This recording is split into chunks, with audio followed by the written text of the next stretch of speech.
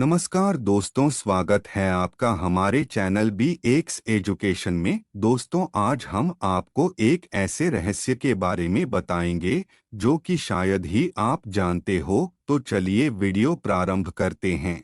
इससे पहले कि आपने हमारे चैनल को लाइक और सब्सक्राइब नहीं किए होंगे तो प्लीज कर दीजिएगा। बचपन से लेकर अभी तक हम सभी ने रामायण के बारे में सुना और पढ़ा है।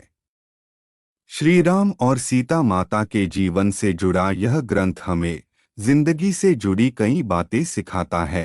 रामायण में रावण ने सीता माता का हरण किया था और उसके बाद श्री राम ने रावण का वध किया। रावण के वध के बाद मंदोदरी युद्ध भूमि में पहुंचती है। वहां अपने पति के शव को देखकर उसे बहुत दुख होता है। मंदोदरी शोक में पूरी तरह से डूब जाती है और कहती है कि मैंने आपको बहुत समझाने का प्रयत्न किया, फिर भी आप नहीं माने। इस प्रकार मंदोदरी की आंखों से आंसू बहने लगे। इस स्थिति में प्रभु श्री राम मंदोदरी को याद दिलाते हुए कहते हैं कि वो अभी भी बलशाली रावण की विधवा और लंका की महारानी है। इस बारे में तो हम सभी जानते हैं, लेकिन रावण के वध और लंका दहन के बाद रावण की पत्नी मंदोदरी के साथ क्या हुआ, ये शायद ही कोई जानता है।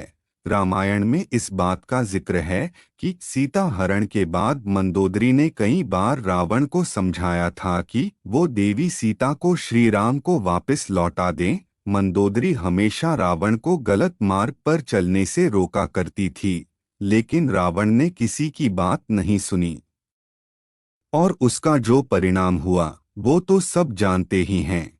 और बहुत से लोग यह रहस्य को नहीं जानते। तो चलिए हम आपको रावण के वध के बाद मंदोदरी का क्या हुआ इसके बारे में बताते हैं।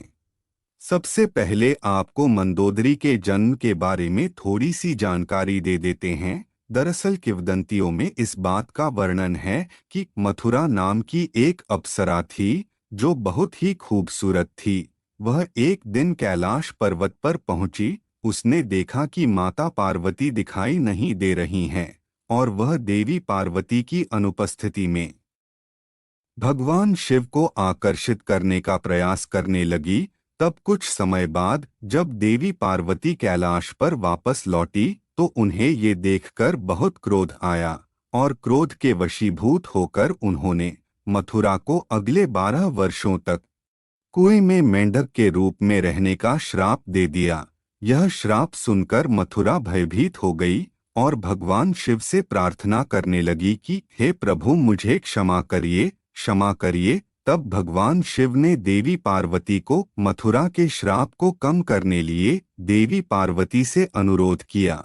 तो माता पार्वती ने मथुरा से कहा कि वह 12 सालों तक तपस्या करने के बाद अपने पुराने रूप में वापस आ जाएगी। इस श्राप के बाद मथुरा मेंढक के रूप में परिवर्तित हो गई और 12 साल बाद अपने असल रूप में आने पर वो असुरों के देवता मायासुर और उनकी अप्सरा पत्नी हेमा को मिली। दरअसल असुरों के देवता मायासुर और उनकी अप्सरा पत्नी हेमा के 2 पुत्र थे और पुत्री की चाहत में वो कठोर तपस्या कर रहे थे।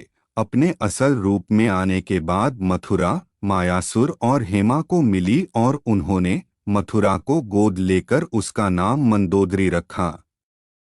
मंदोदरी श्रेष्ठ विचारों, सभ्य आचरण से परिपूर्ण एक धार्मिक और समझदार महिला थी। कहा जाता है कि मंदोदरी पर मोहित होकर जब रावण ने उनके पिता से उनका हाथ मांगा तो मंदोदरी ने रावण की शिव भक्ति और उनके ब्राह्मण होने की वजह से उससे विवाह के लिए हामी भर दी। मंदोदरी हमेशा रावण को अच्छे कामों के लिए प्रेरित कर उन्हें गलत मार्ग पर चलने से रोकती थी। सीता के हरण के बाद भी मंदोदरी ने रावण से सीता को सम्मान सहित राम के पास भेजने की बात कही थी, लेकिन रावण ने उनकी बात नहीं मानी।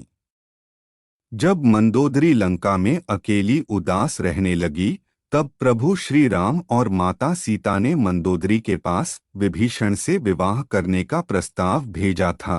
मंदोदरी ने यह प्रस्ताव ठुकरा दिया था, लेकिन कुछ समय पश्चात वह तैयार हो गई।